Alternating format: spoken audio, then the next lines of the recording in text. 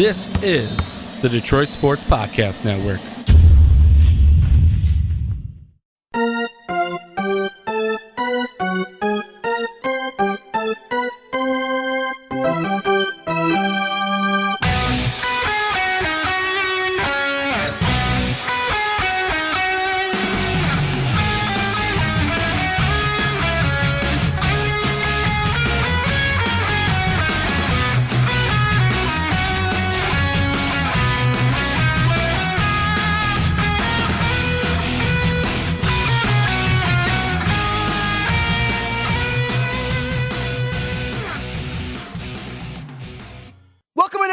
To the latest edition of Tigers Talk. It's good to be back talking baseball with Vito. Oh man, here on the Detroit Sports Podcast Network. It's been too long. Vito, how you doing today? Doing well, man. We're almost here. Opening day in July. How about that? It's going to be opening day here, Friday for the Tigers in Cincy. 6-10 start there against the Cincinnati Reds in a shortened 60-game season. How about that, John? From where we started, we thought, in early March, late February, with the start of spring training, when that was going on actually in Lakeland, Florida, that the Tigers would have 162 games and would lose their 100-plus games maybe yet again.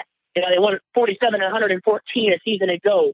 Dead last, got the number one overall selection, drafted Spencer Torkelson out of Arizona State, and then there's no season with the coronavirus pandemic until now, once again on Friday for the Tigers. So for me, as a Tigers fan and pundit alike and host of this very Tigers Talk podcast, I'm just excited to see some live Tigers baseball that it isn't just an intra-squad game, okay? Or a scrimmage that we have to stream on MLB.com, on Tigers.com to tune into.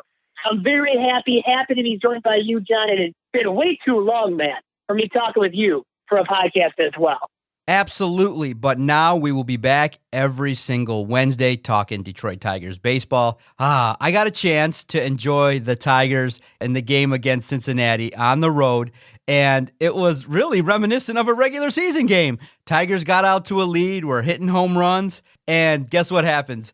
The Tigers pitching, Burroughs gets in relief, and he gives up a monster bomb to none other than Eugenio Suarez. And it was so metaphoric to see that. You're like, wow, Suarez was the one that got away, an individual that dropped 50 home runs for the Reds. It was cool to see Nico Goodrum. It was cool to see the Tigers went back to back, 3 home runs against a Reds pitcher that will not make the roster. So he was throwing awful pitches, and the Tigers took advantage. But, man, wouldn't it be fun, Vito, if the Tigers played at the Reds ballpark? I mean, if the wind blows lightly and you hit it in the outfield, that ball's gone. And it's unbelievable to see Jacoby Jones and Nico Goodrum. It was good to see the guys out there competing, but in my mind, it kind of has a feel that this Tigers team is like a 15 to 20 win team. And while my excitement is there to watch, I just don't think that this team, while it's going to be better, I don't think it's going to be all that competitive just based on the pitchers that you got. I think you've started to rebuild the outfield, the infield. You've got players that are better than you had in 2019, but that pitching staff, there's a lot of concerns and question marks that I have, at least at this point. Well, yeah, they're going to stink it up.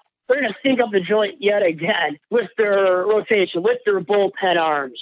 A lot of guys that are still unproven or that we know really aren't that great of starting pitchers or just pitchers at this point in their respective careers.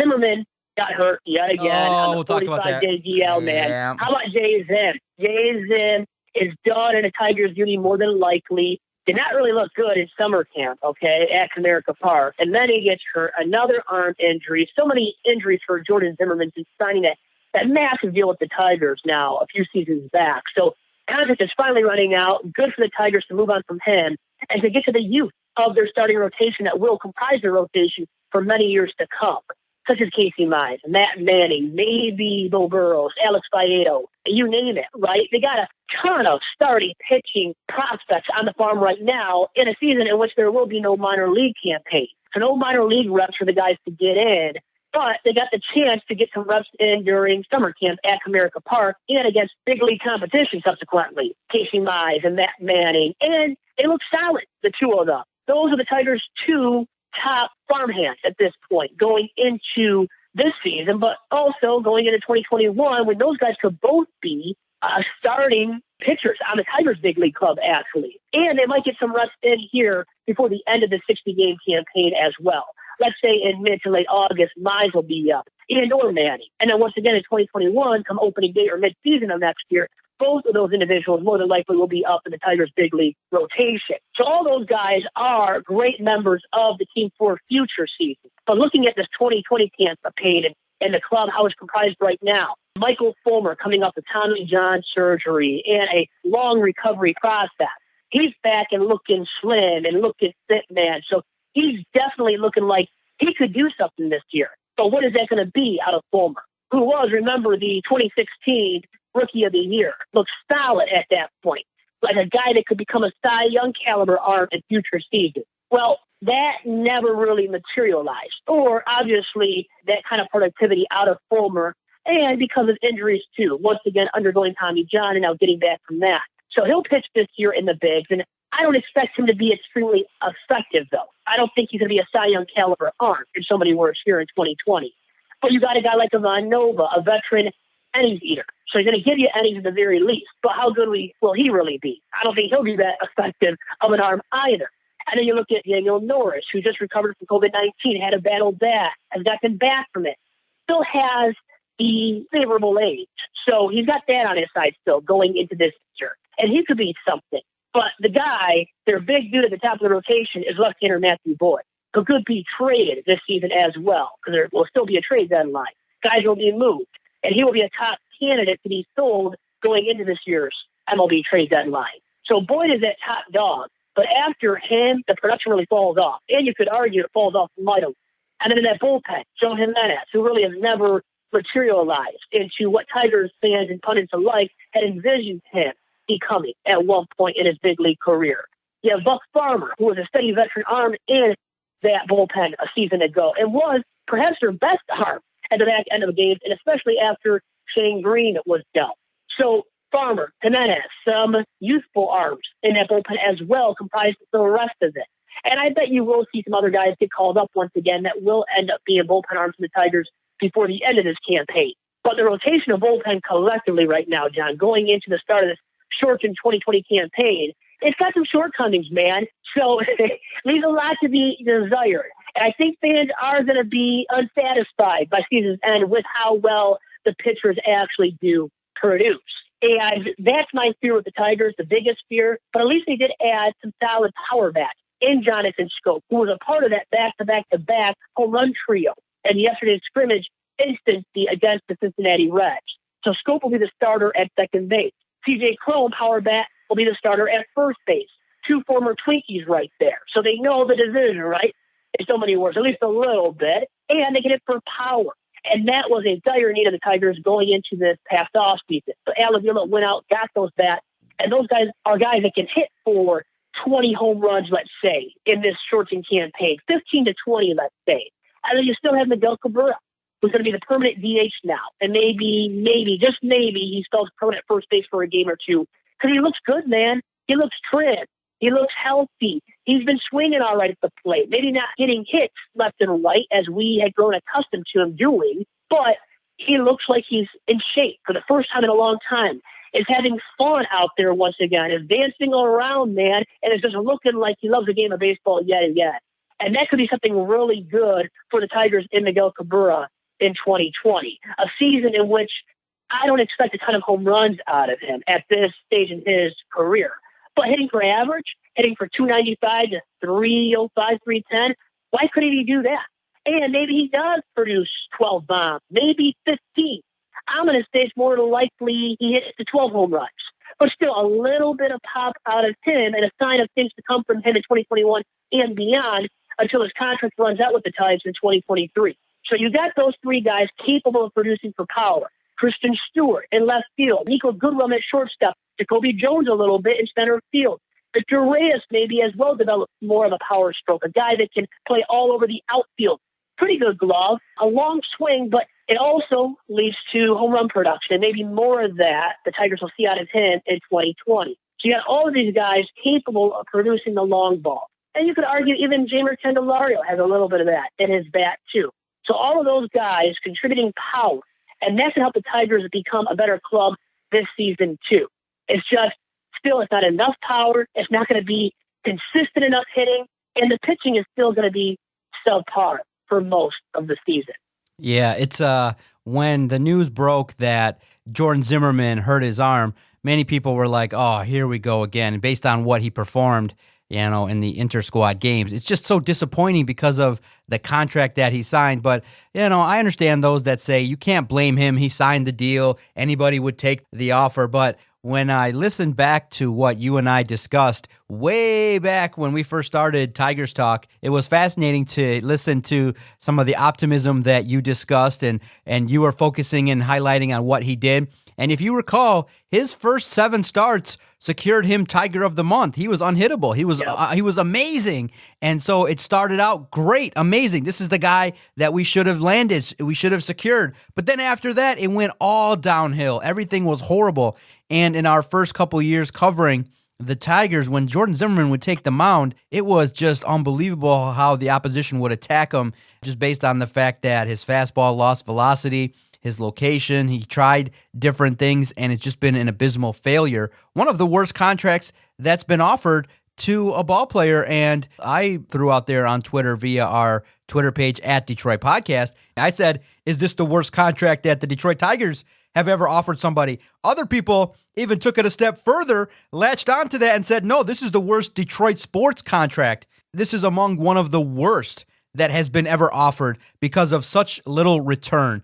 And you can't have that. And it's just so disappointing that his tenure is going to end. And then the best part was when Jason Beck puts out, Ron Gardenhire still wants to have Zimmerman prove that he can pitch. Well, to be honest, and I tweeted him right there, right in the first reply, I said that, look, I'm done. I don't want to see it. I don't care if he can pitch anymore. It's time to move on. It's a contract that you got to eat. Pay him, move on, and just have one really bad contract in Miguel Cabrera, and let's keep it moving. So that, in my mind, it's not the worst contract ever offered. I feel like there have been others that have been disastrous, but it's among there. It's top 3, no doubt. Jordan Zimmermann signing with the Detroit Tigers was an abysmal failure, and one in which you just can't have when you're starting a rebuild, and it was just unbelievable, the fact that now he's injured, re-injured, and his body failed him, and it's unfortunate that no one's going to really recall his tenure in Detroit favorably, but that's the way it goes.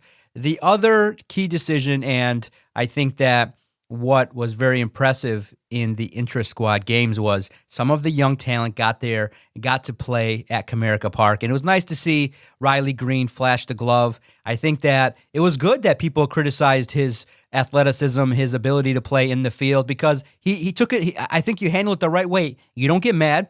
You don't beat up the media for critiquing you. What you do is you say, you know what, you guys think that my defense sucks? All right, I'm going to flash the glove. I'm going to work hard. I'm going to build my speed. I'm going to work hard at my defense. And he flashed a couple plays. Now, I wasn't as thrilled as everybody else was. I'm like, this is practice games. Everyone's doing their thing. He's still very young at 19 years old. He's got a long way to go before he can develop into a major league athlete. But it was nice to see him take a little bit of pride in playing defense. So I was very impressed with what I saw from Riley Green. And then the pitcher that I was most impressed by was Casey Mize. He was able to go up against Torkelson, handle his business, and it was nice to see Casey Mize kind of emerge. And everyone thinks, that's been paying attention, that Casey Mize is really close. And that's awesome in that, he doesn't make the initial roster, and there's the reason why he's not on the big club on opening day is they don't want to start his clock, his service clock. But once a couple days, a week or so goes by into the season, that all goes out the window. So what everyone's kind of speculating is probably by mid-August, Casey Mize will have an opportunity to make a debut and play with the Detroit Tigers this year. And I think that's probably the most exciting thing that we can have an opportunity to see, is what Casey Mize looks like, because in the intra-squad games, he looked good, he looked solid. I'm not as upset that he didn't make it. I felt like, at first I was bummed out that his name was on the list of those going to the taxi squad and other areas. I was bummed out at that because I think he is among some of the 5 best pitchers that the Tigers could feature at number 4 and number 5 in the rotation. But in my mind, Casey Mize, at least right now, displays the talent and the ability of a number 1 overall pick. The other disappointing aspect, though, is Bo Burrows, Manning. They don't look like they are trending in the direction of moving toward the big club, and it's disappointing at this point in time. Burrows and Manning, struggled a little bit, and it's disappointing because you need just more than Mize, Torkelson, and Riley Green to make this work. If you struck out on Faedo, you struck out on Burrows and Manning, it's going to be an awful, awful rebuild. And I know you did, Vito. You did see Emily Walden's tweet in regards to what we received in return for the likes of J.D. Martinez, Justin Verlander, Nick Castellanos. Those acquisitions that were made, if they don't pan out, are going to likely sink the Tigers into not just a 10-year rebuild, maybe even a 15-year rebuild if the combination of the moves Al Avila made don't work and the draft picks, the arms that they invested in, if they don't pan out. I'm starting to get a little bit panicky in regards to this rebuild, Vito. Well, the Astros deal. How about that one? The JV deal. You landed Franklin Perez, Daz Cameron, Jake Rogers. Rogers right now, no offense to him, I'm going to say it, can't hit to save his life. Doesn't even sound like they want him on the big league club, and he's not going to start off in the big league club. They got grinders in the maker who really can't hit either. He's all arms and swinging. But Austin Romine and Austin an acquisition, good veteran presence who can hit a little bit, and for sure better than Grinder, and I think better than Jake Rogers. Franklin Perez has battled the injury bug since day one in the Tigers and Uni. Showed some glimpses of brilliance/excellence, let's say, in spring camp or in summer camp here recently, and with some zip on his fastball, some quality pitches and whatnot. But he's got a lot of way to go until he's big league ready at this point because the injury bug has hurt him so much and derailed his start to his career. So Perez, what is he going to be if and when he reaches the bigs? Rogers, we've already seen him last year. He wasn't very good. And even defensively, which is where people thought he would be great. Remember, he was rated as like the best defensive catcher, best arm in the minors at one point. And then he wasn't throwing out runners at a premium rate as people had expected him to do so. So maybe he still becomes a really well-rounded defensive catcher at the very least. But that might be all you get out of Jake Rogers. And Daz Cameron, can he hit? Hasn't even been playing here in summer camp. So the biggest one, the best one for Al Avila and company that he swung in terms of a deal, I think was the one involving his son, Alex Avila, and Justin Wilson to the Chicago Cubs. You got Jamer Candelario, and obvious the verdict is still out on him, but also Isaac Paredes can play short, can play third. Is going to be a third baseman, it looks like at this point, with his bulk and body size. He can hit, and hopefully he just develops into more of a power hitter for that third base position. So, and then, hey, maybe he ends up moving over to first base, and you got Torque, the big Torque at third base. I want to bring up really quick Alan Trammell, who's a special assistant to the Tigers, obviously former legendary Tigers shortstop for many, many years there on the corner of Michigan and Trumbull, now a Baseball Hall of Famer as well, and rightfully so. He's been working with Spencer Torkelson at third base. Remember, Rob Manfred, when he announced the selection of Torque at number 1 overall for the Tigers, said he was a third baseman. Took many by surprise, I think including some maybe inside the Tigers club, okay, and not Al Avila, but others, when they heard that announced regarding Spencer Torkelson, because he played first base in his career at Arizona State. So now they're going to switch into third base, and they've been working with him, John, by the way, primarily and actually fully at third base. But Trammell being the guy really training him with the glove work and to be in position and just to be on his feet, just his toes all the time at third base because it is a hot corner. And from my knowledge, what I have heard, Torque has struggled and struggled pretty darn big time at third base thus far. So it has only been with the Tigers. He's learning. He's very young, obviously just having been drafted. So he wouldn't be ready to play the position right now if the season started and he had to play with the big league club. And he's not going to play with the big league club at this point. And it makes sense.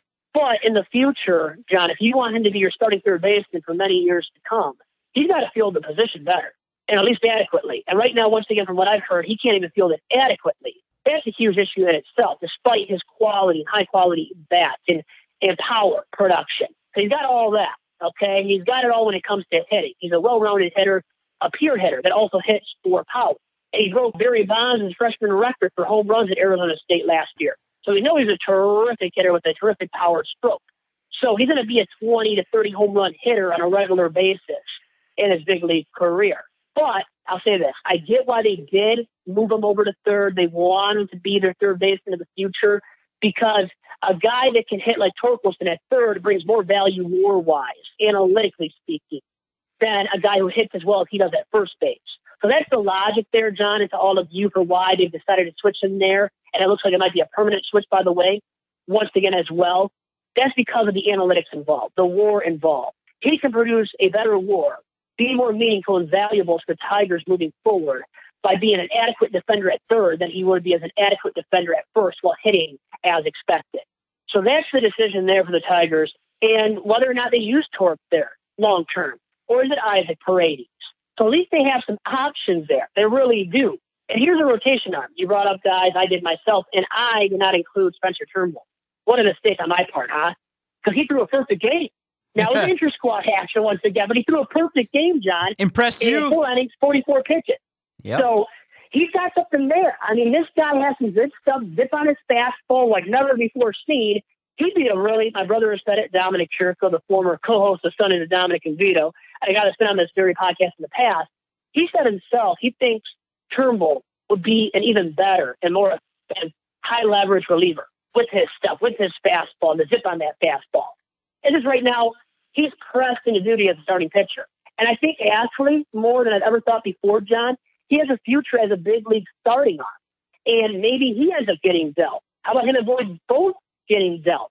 That could happen. And then, setting off something you already brought up regarding Mize, then there would be more of a need for Casey Mize in the big league this season. If you deal Boyd, which is, I think, heavily expected, if you deal Turnbull, then you've got a need for Casey Mize, maybe for Matt Manning. And you acted like, John, you were very pessimistic there, and I'm usually the guy that's pessimistic. But you were saying maybe they've already struck out on Matt Manning. I heard you say that, John, in so many words, and that's blasphemous.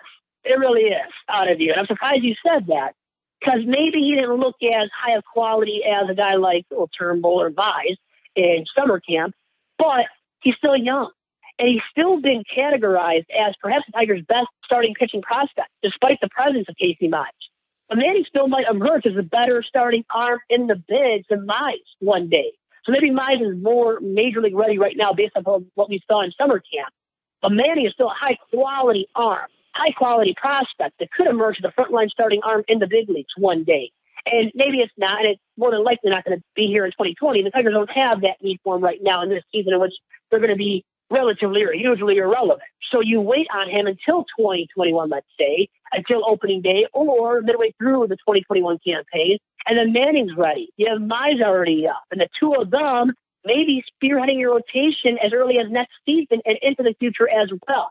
And because of the loss of Boyd, let's say, the loss of Turnbull maybe. Or you have Turnbull, you have Mize, you have Manning, you have Fulmer, you have all those guys, and maybe you have Daniel Norris as well, the lefty who once again is recovering from COVID-19 still. So him getting back and being fresh and hugely relevant might be too much to expect from him early on. But no, he's still really young. Once again, has a favorable age, under 30. He's a guy close in age to me. I'm a youthful 27, as I like to say. And he's a guy that's still youthful as well, can be a quality arm. And maybe he's not that top of the line or middle rotation guy that we once thought he was, right? When he looked really good, had that huge string of like 21 straight quality starts at one point. So maybe he's not that anymore after all the injuries he suffered. But how about a back of the rotation guy? He's your number 4 arm, number 1 arm, even maybe in a deeper rotation. And then once again, next year you have Mize, Manning, Turnbull, him, Fulmer, John. That's not too bad, is it? You tell me, man. I don't think that's too bad. 1 through 5 there for the Tigers come 2021. Okay. A little more optimism. That's good. Very interesting, Vito. Now, with our remaining 5 or 6 minutes, I'm curious, what do you expect from the Detroit Tigers during this abbreviated 60-game schedule? Because, look, it's all out in the open. There's an opportunity potentially for the Tigers to kind of see improvement across the board from some of their younger athletes. Look, winning is probably in the background. I don't think that anybody in Detroit believes that the Tigers are really going to do much of anything. But what are you hoping for? What are your 1 or 2 major expectations in regards to the Detroit Tigers? Because it just seems to me that this is kind of more a extended spring training. Just try to play 60 games, see what you got, throw some of the young cats out there, see what you have. And then really, in my mind, I think the ideal goal would be to lose as many games as possible, try to get yourself another top 5 pick, and move into 2021 with an opportunity to add talent and handle your business. But in my mind, I'm going to watch, I'm going to pay attention. Hopefully, we're in the mix to be credentialed. I did apply for opening day Monday for you and I. We'll probably not get word until Monday if we get approved or not. So we'll see if we're in the mix to cover the team, wearing masks and get out there and having an opportunity to see up close and personal what the Tigers will look like. But only 30 home games. It's going to go by quick. And I just kind of, one or two goals in my mind is, one, try to lose as many games as possible. And two, I think for where the country in sports, where we're at, we need this season to just start and end with a World Series champion, and let's move on. I think ending a season would be another outstanding goal too, because, you're starting to, hear some positive tests and things like that. But the good news is that everything is starting and the positive tests have not ravaged anybody's lineup. I think the biggest concern that emerged from Major League Baseball was Toronto being banned from their own stadium, and that was awesome. That was just the funniest thing I think I've ever heard, is a country saying, hey, you guys are going to play in America. We don't want you bringing whatever you guys go and go to America and bring. We don't want that back in Canada. So you guys play in Toronto, but unfortunately this year you are banned from your own home ballpark, and it was announced on Wednesday earlier today that probably the Blue Jays are going to end up in Pittsburgh. The Tigers couldn't swing the deal, and that's fine. I thought it would have been cool to have another team locally, but the two big goals for me, lose a bunch and start and finish the Major League season. That's probably all I'm going to be really hoping for. The rest will just be evaluating players as we go. What great point, John. I got to give it to you. For the first time in a very long time here on Tigers Talk, but it really is extended spring training. And I thought about it more and more before this recording, and then you said it, John. I think you hit it on the head, man. But it really is. It's evaluating these young guys that have maybe only played a little bit or haven't played with the big league club in the past, or are in the bubble with their roster spot for this season and moving forward, specifically moving into 2021 when you hope the Tigers can play a full 162-game season and start looking a little bit relevant at the very least. So right now it's evaluating these young dudes, these guys that are on the bubble per se, such as Christian Stewart, Victor Reyes, maybe even Nico Goodrum for sure, Jimmer Candelario, Noel Lugo. All of those dudes, they have to be checked out and evaluated this year, and to see if they're good enough to be on the club, belong on the club, moving into 2021 and beyond. So the big season for a lot of those individuals that I just noted. And then I do want to see Casey Mize. I want to see a young guy like that, the Tigers' former number one overall selection, being up with a big league club in August at some point. And I want to see what he's capable of and what he can do against big league competition this season. Then also the big cat, Miguel Cabrera. I want to see him hit 15 times. Now, if we're doing a game of Big Vito's over-under, which I've done recently with Evan Woodbury and Anthony Fennick, on past editions of Tigers Talk about you, John McElroy, and I had asked these guys how many home runs and an over-under from them regarding Miguel Cabrera, his home run total in 2020. And the one for me today that I'm going to implement and answer for myself is 15 and a half home runs out of Miggy. How about that? Or actually 12 and a half. 12 and a half home runs out of Miggy. And I'll have you answer it too, John.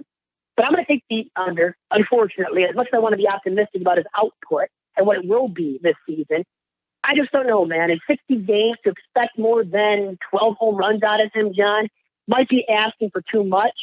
Yeah, he still does look fresh right now. He's having fun. I'm excited for him and what he does produce. But I still think under 12 bonds from Miggy in 2020. And that wouldn't be that bad out of him. After last year, he hit what? I think he hit 12 home runs. Actually hit 12 only, John, in a full season. And he didn't play in a full 162, but you still get my point. Played in over 100-plus games. So he had the chance to do a little bit more damage and got 12, barely got to 12 bombs by the end of the season. So that was Miggy last year, in which we saw him really get beat up by the wear and tear in his body and develop into this guy that was purely an average hitter. Hopefully we see more than just an average hitter out of Miggy in 2020. And then once again, most importantly, in 2021, in 2022, in 2023. In 2022, when we all surely expect the Tigers to raise an Ale pennant banner at Comerica Park. They're going to do that, right? That's not hyperbole whatsoever. And then in 2023, in Miggy's last year in Detroit, they're going to win it all. Miguel Cabrera is going to walk out as a champion with the Tigers at the conclusion of the 2023 campaign. So we want to see him fresh and healthy moving into these future seasons. And before 2023, but in 2023 as well when his contract does run out. And once again, we want to see these young guys come up and produce. And these guys that are on the bubble, such as Jimmer Candelario. I really want to see him produce.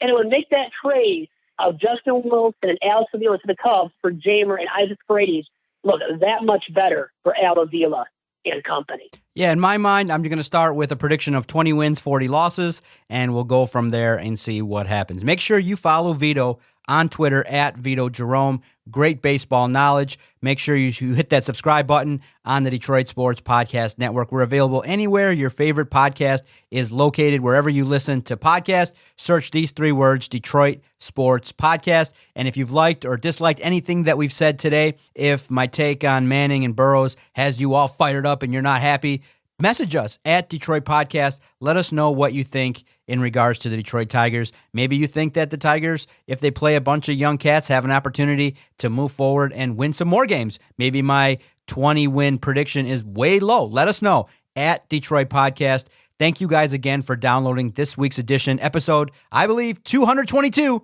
of Tigers Talk. As we move along, we will now, Vito and I will break down baseball. We'll have a look at the first series against the Reds and things like that. I can't wait to break it all down. We'll also have the home opener to break down and things like that. The opening series will take place on Monday. Probably no fans, but it'll at least be an opportunity to watch some baseball, and it provides us an opportunity to get back into the rhythm, podcast, breakdown, everything associated with the Detroit Tigers on the Tigers Talk with Chirco and Company podcast. Talk again soon, Vito. That was fun. They're winning 24 games, and you're straight garbage, and I'm straight gold. As usual, week to week, you're on Tigers Talk. Thank you for all the time.